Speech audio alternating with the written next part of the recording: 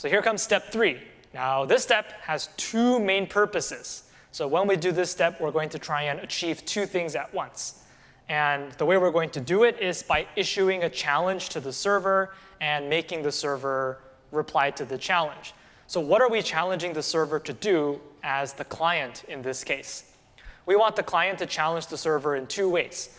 First, we need the server to prove its identity.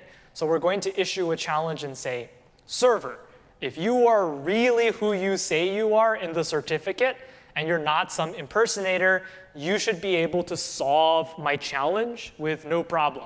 And if you solve it, then I know you are who you say you are. And if you're an impersonator, you can't solve this challenge, and I'll catch you. And the second thing we'll do while we're making this challenge happen is we'll have the client and the server negotiate a shared secret that no one else knows. So these 2 things will happen together. The client's going to issue a challenge to the server, and if the server completes the challenge, we know that the server is who they say they are, not an impersonator, and the client and the server achieve a shared secret that no one else knows. So we have to achieve both of these at the same time. Now there's 2 ways you can do the Premaster secret exchange. So not only does it do 2 things, but there's also 2 ways to do it, which is kind of confusing. But let's look at 2 ways we can make those goals happen. One way to do it is using RSA or public key encryption. So remember, public key encryption means anybody can encrypt with the public key. Only the person with the private key can decrypt. So this is what the challenge looks like. The client comes up with some random secret, some random number, encrypts it with the public key of the server. How do they know the public key of the server? It was right there in the certificate. And they send it over to the server. So this is a challenge to the server. The client is basically saying, server, you claim to be Google.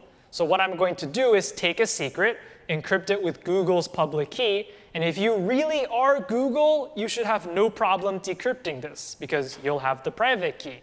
However, if you're the impersonator and you're an attacker, you don't know Google's private key, so you won't be able to decrypt this, and I'll catch you.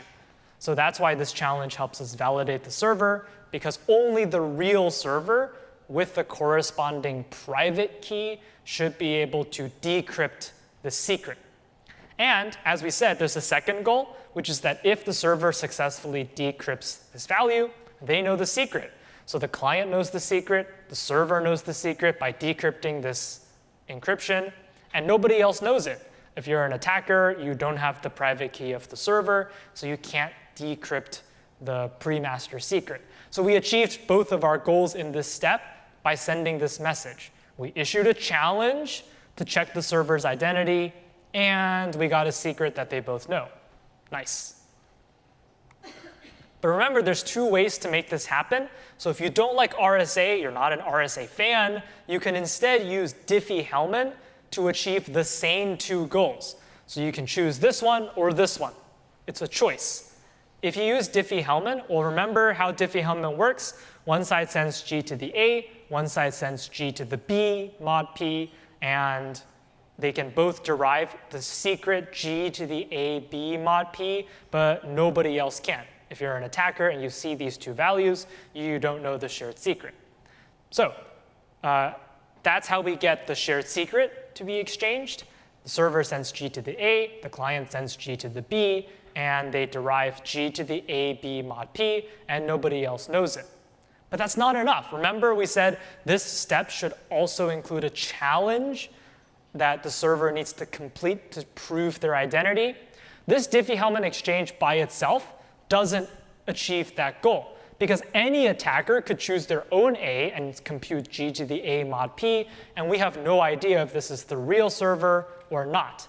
So in order to prove that this is really the server and not some impersonator, we're going to add a challenge into the Diffie-Hellman exchange, and the challenge is to ask the server to sign their half of the exchange.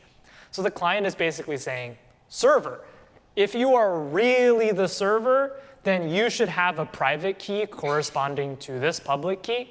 So you should be able to use your private key to sign your half of the Diffie-Hellman exchange, and then I can use your public key to verify and check that you're really the server. But if you're an impersonator, you don't know this private key, so you won't be able to come up with the signature. And when I try to use your claimed public key to verify, I'll catch you and realize that you're an impersonator.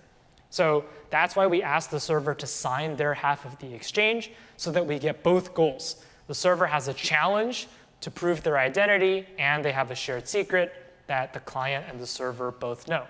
And one little note is that this notation means you send both g to the a mod p and the signature. So you send the value and you also send a signature over the value using the server's private key. So remember, these are two choices, and either choice gives you both goals that we wanted.